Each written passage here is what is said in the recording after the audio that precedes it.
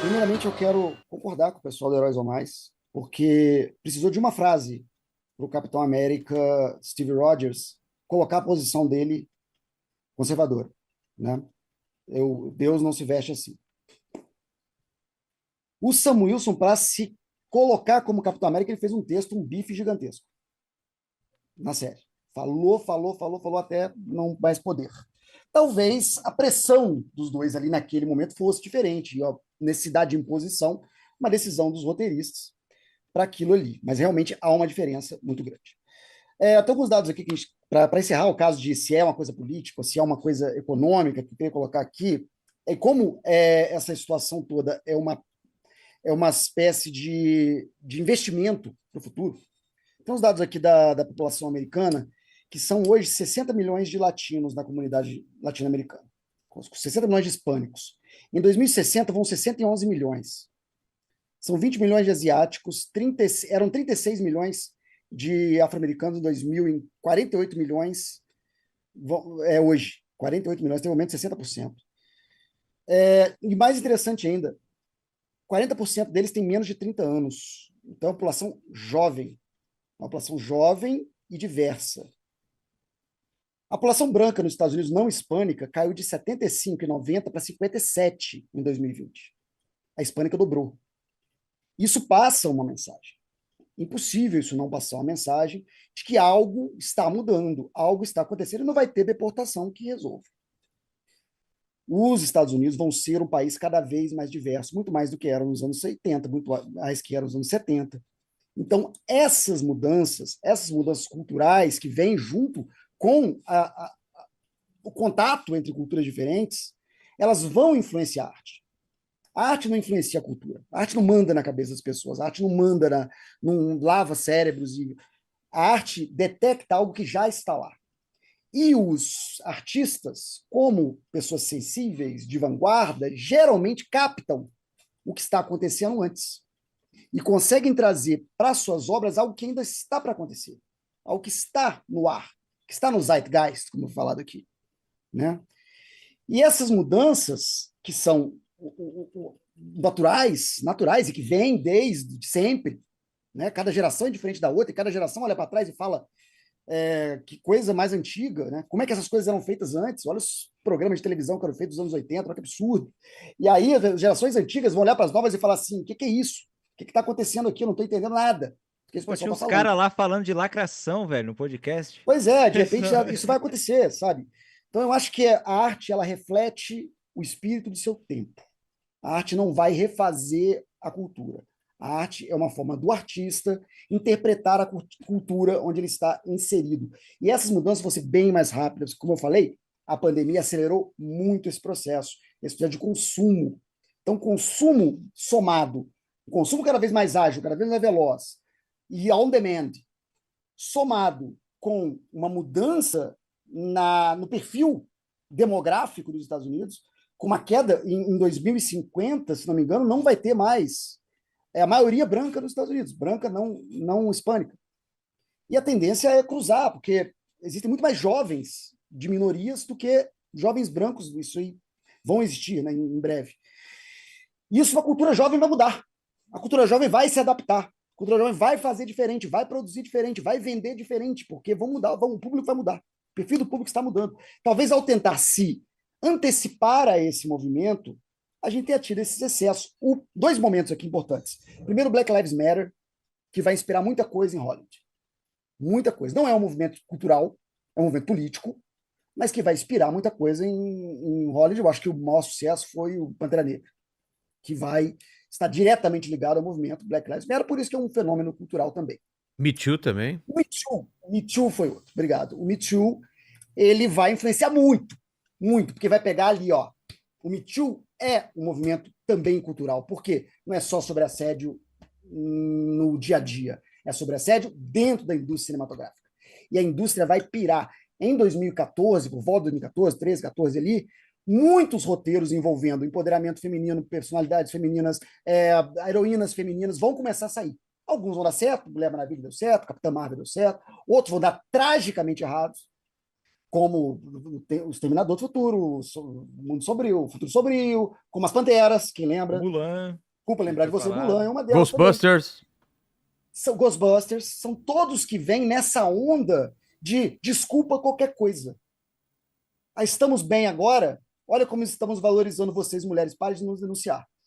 Então, os Oscars negros, né, os Oscars brancos, quer dizer, All White Oscars, também foi um movimento importante que colocou no Oscar vários cheques de diversidade, de colocar minorias não representadas na indústria do cinema como Pablo, obrigação para os filmes serem, consegue já ir finalizando? vou finalizar, Tá. para os filmes serem escolhidos. Então, eu quero perguntar para vocês, mais uma vez, nada disso afeta, nada disso tem influência? É tudo um plano global de dominação psicológica? Agora, para Pode pergunta... começar o Giga, né? O Giga tem que começar. Mas eu acho interessante o que o Pablo trouxe e também vem lá do começo, essa grande pergunta. É alguma coisa coordenada, essa lacração? É uma coisa por dinheiro somente? Da onde vem essa lacração? Ou é ideologia e é político, é um movimento para mudar corações e mentes? Então, tempo para vocês, nerdolas, 10 minutos.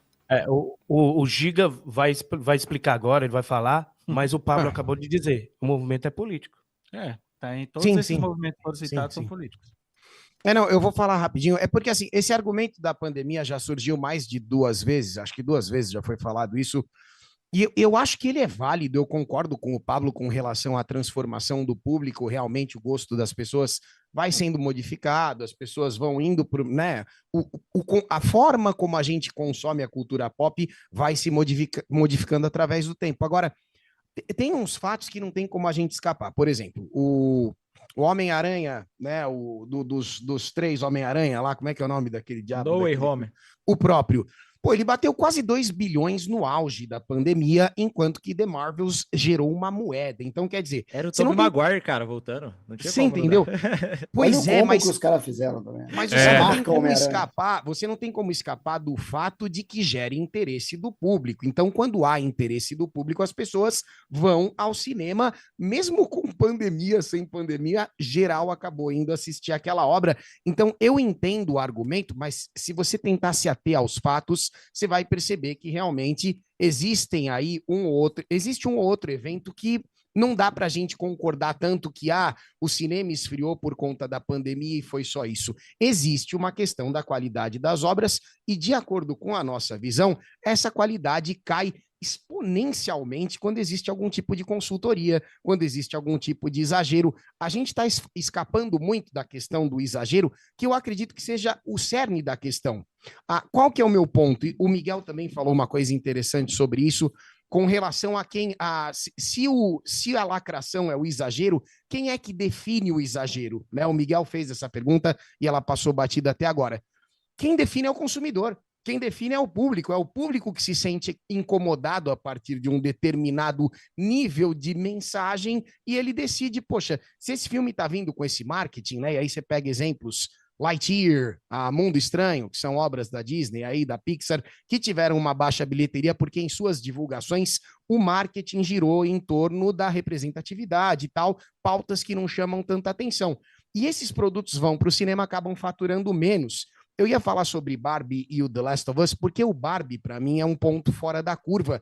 E é um produto que foi muito publicizado em cima do peso da franquia, do rosa, e não da mensagem que a gente sabe que estava incutida lá, só que muita gente só percebeu depois que assistiu. As pessoas foram ao cinema e descobriram do que o filme se tratava essencialmente assistindo. Tanto que na época teve gente saindo do cinema, vocês devem se lembrar, teve um monte de vídeo engraçado de mulher levantando brava, falando, pô, eu não sabia que o filme era isso, eu achei que era uma comédia romântica entre o Ken e a Barbie e tal, e de repente o filme tá me dando liçãozinha. O The Last of Us, né, que é um outro produto que também é calcado numa obra que já é um videogame, tem uma obra de videogame, mesmo com toda a qualidade que ele tem, e eu admito que tem a série, ele é um produto pior por causa da lacração. Mesmo com toda a qualidade, qual que é o ponto aqui? A lacração, ela é uma característica das obras. A gente não quer acabar com a lacração. A gente quer que a lacração seja exposta, a gente quer que o consumidor final perceba que, olha aqui, tá vendo essa série do The Last of Us? Ela é boa, mas se ela não tivesse essa lacrada, ela seria ainda melhor. Ela poderia ser muito melhor. Então, na minha visão, a lacração, ela atrapalha, ela prejudica tudo que ela toca. Se existe um produto que é bacana com a lacração, sem ela, ele seria infinitamente melhor. É a minha visão. Vou passar a palavra para os meus associados aqui, que eu sinto que me estendi. Eu gostaria de complementar algumas coisas. Primeiro, no exemplo, quem define o que é exagero e o que não é? O público. Cara, isso serve para praticamente tudo. Por exemplo, você pode falar que todo mundo conhece aquela pessoa que não gosta de cinema de ação porque é muito forçado, muito exagerado, porque é mentiroso. Quem define quando é exagerado, quando não é? Se é mentiroso ou se não é? Se Velozes e Furiosos é muito exagero? O público. Então tem gente que vai sentir que é exagerado demais, tem gente que vai sentir que é menos, e essas pessoas são livres para reclamar, para criticar, para querer assistir ou não. Não gosto de Velozes e Furiosos porque para mim é uma franquia muito exagerada. Então é a mesma coisa. Existem várias obras que eu identifico uma mensagem progressista, uma mensagem identitária, eu vejo que tá ali e eu acho que não atrapalha a obra. Sim. A gente falou de The Batman. The Batman, para mim, tem várias mensagenzinhas. Colocam na boca do Falcone uma piadinha anticomunista, então olha só, o cara mafioso, ele é anticomunista e tal. Tem vários desses momentinhos que você pega nas entrelinhas das piadinhas, mas eu acho um filme bom no geral. Então, assim, dá para separar as coisas. A questão é que essa ideologia tá lá, esse viés tá lá. Cara, o Luiz, ele fez vários... Eu não conhecia o Luiz Celari, tá? Que eu tô conhecendo agora. Mas ele fez vários comentários que eu achei muito interessantes. E ele até falou uma coisa lá atrás, que eu não sei se vou conseguir resgatar, mas ele estava citando sobre a forma como foi mostrado, né? Essa veia cristã e conservadora do Capitão América e também essa veia mais capitalista do Tony Stark. E eu achei interessante, porque ele citou o quê? Filmes das primeiras fases, né? Filme da fase de ouro. Isso não é trabalhado no personagem da mesma forma que as características progressistas e identitárias são trabalhadas nos outros personagens. O Pablo Peixoto até meio que concordou com isso, que uma frase basta no Steve Rogers, enquanto precisa de um textão na boca do Sam Wilson. Pô, She-Hulk. O tempo inteiro o She-Hulk na sua série precisa se afirmar enquanto feminista. Você não vê uma obra trabalhando o Steve Rogers o tempo inteiro ele fazendo proselitismo cristão, proselitismo conservador. Você não vê isso. Eles no máximo pincelam isso para mostrar, ó, isso aí tá no personagem, a gente admite que isso tá lá. Mas você não vê isso. Você não vê um discurso profundamente capitalista sendo quase que um norte da construção do Tony Stark. Enquanto sempre que você vê uma carga muito pesada em cima de personagens politicamente posicionados, né, no entretenimento da última década, é sempre essa posição de esquerda. Em contrapartida, geralmente, quando você vê uma posição mais bem trabalhada, elaborada num personagem da cultura pop nos últimos anos que tem uma visão mais conservadora, é um vilão. Geralmente é o cristão que é o vilão, é o reaça, é o conservador. Então tem essa divisão muito grande. Eu também não me incomodaria com o fato de que você tivesse uma super-heroína feminista. Mas por que não uma super-heroína conservadora também, mãe de família, tranquila, sabe? Porque tudo bem você ter um super-herói, um arqueiro verde comunista mesmo, declarado que ele quer tirar dos ricos para dar para os pobres, não sei o quê, mas você também tem um herói posicionado conservador e você tem esse confronto de ideias. A gente fala que tem política nas histórias desde sempre. Cara, mas era completamente diferente. Você pega HQs antigas, recentemente teve um debate sobre uma discussão armamentista nas HQs do Homem-Aranha. Nessa HQ, que levantava esse debate sobre o armamentismo, você tem lá um personagem para representar a visão do armamentista e a visão do desarmamentista, e o debate é aberto. Não é assim que você vê hoje. Você vê muito mais discursinho, palestrinha, você tem o herói com discurso de esquerda, geralmente, sendo o correto e o bom, e o personagem reaça, que é o mal. Você tem obras como Arlequina e sua Emancipação, maravilhosa, não lembro o nome do filme, gigantesco, onde as mulheres são todas berés, empoderadas, e todo homem que aparece no filme é um escroto, é um babaca, não tem um. Literalmente, não tem um único que apareça que não seja um babaca, que não esteja lá para personificar o homem como essa figura de asa. Então, é porque eu falei, tem vários filmes assim.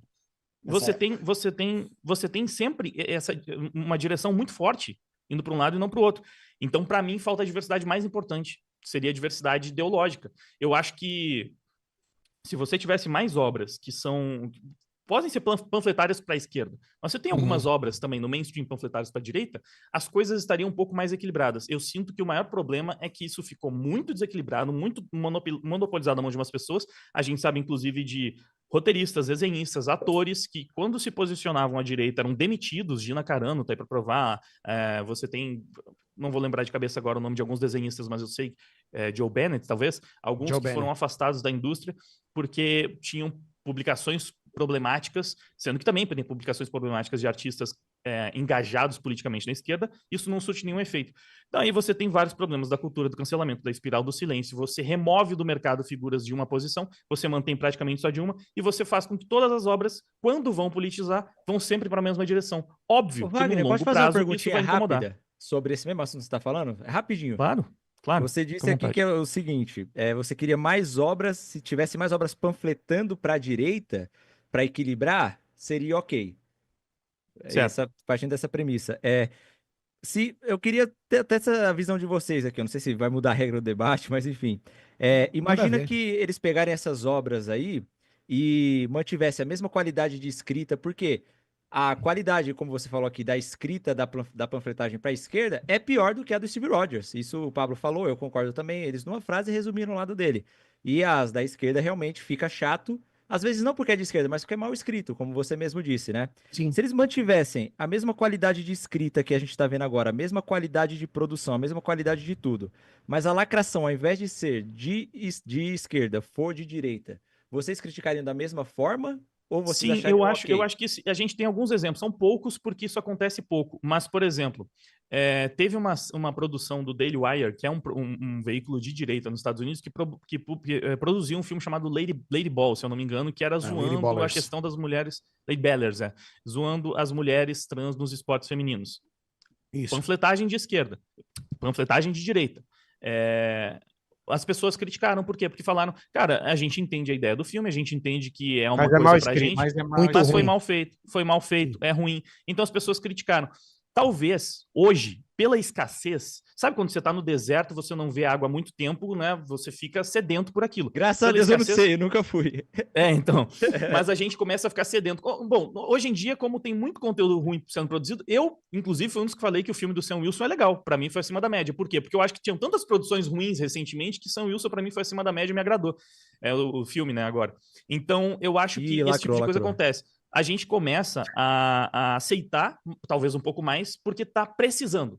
Agora, chega num ponto, se tivesse equilíbrio, eu acho que as coisas seriam naturais. Agora, também vou ser honesto aqui. Eu acho que se existisse um mercado realmente mais livre e aberto, que faz com que o Sam Wilson mostre mais vezes que ele é o Sam Wilson não, desculpa. Que o Steve Rogers é realmente um cristão, é um conservador, que essa ideologia também é importante para ele, sabe? Isso ficasse mais visível em mais momentos. Isso traria mais bilheteria, porque claramente o público está mais interessado nisso hoje. Mas e se fosse mal feito, igual está sendo feito as obras de hoje em dia? Se fosse mal escrito?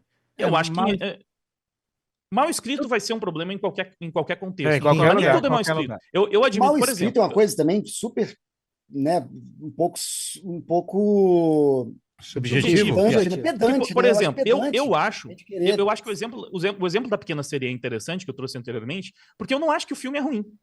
Eu acho que o filme fez pouca bilheteria. Eu acho que fez pouca bilheteria por causa da polêmica, por causa da mudança. Porque eles pegaram a única princesa ruiva da Disney, que tem uma questão estética muito marcante, muito importante, muitas vezes entre segunda e terceira personagem mais popular entre as princesas da Disney, e mudaram totalmente ela. Enquanto todas as outras eles estavam tentando fazer parecida visualmente, na Pequena Sereia mudaram.